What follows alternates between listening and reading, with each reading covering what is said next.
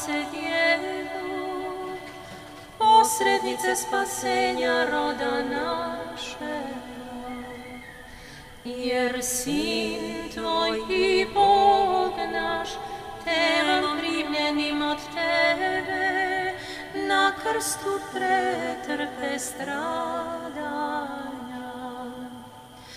I izbavi nas od propasti, kao čovekoljubac.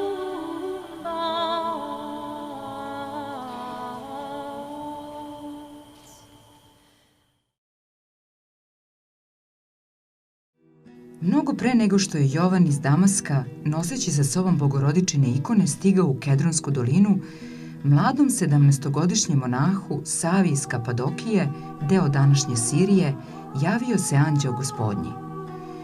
Volja Božija je da odeš u dolinu Kedron, kojom je Isus Hristos sin njegov hodio, i onde podigneš manastir.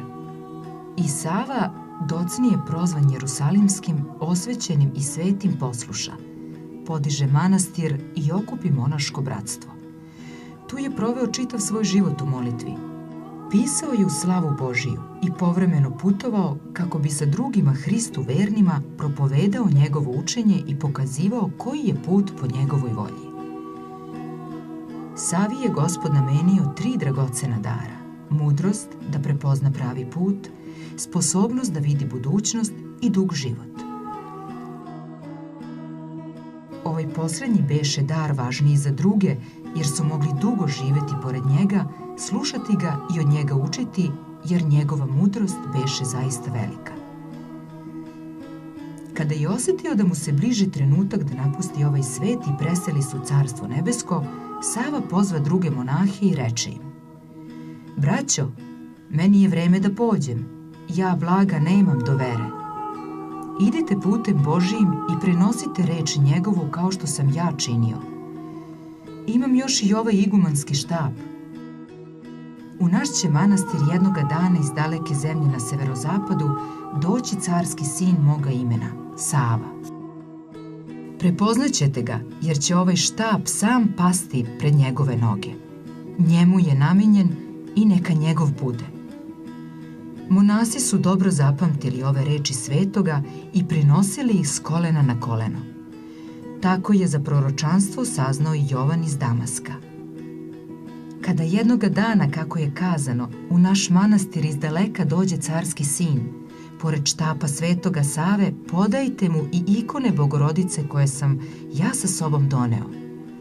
A jedna od ikona beše ona sa 3. srebrnom rukom, koju je zahvalan za uslišene molitve dodao sam Jovan.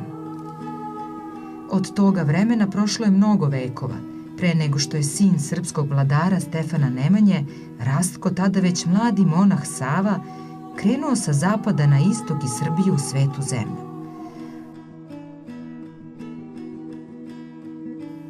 Na svom putu dođe mladi Sava u dolinu Kedronsku do manastira Svetog Save osvećenog.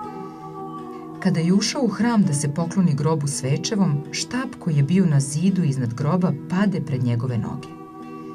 Monasi se setiše svetiteljevih poslednjih reči, ali beho pomalo nepoverljivi, te ne rekoše ništa mladom gostu, nego štap vratiše na zid. Ali isto se ponovi i sledećeg dana dok se mladi Sava klanjao grobu. Kada i 3. dana štap sa zida pade pred mladićeve noge, monahe napusti sumnja. Mladom Savi, kako je rečeno, pokloniše štap i bogorodičine ikone. Sava se s darovima vrati na Atos, gde se ovih danas čuvaju kao velike svetinje.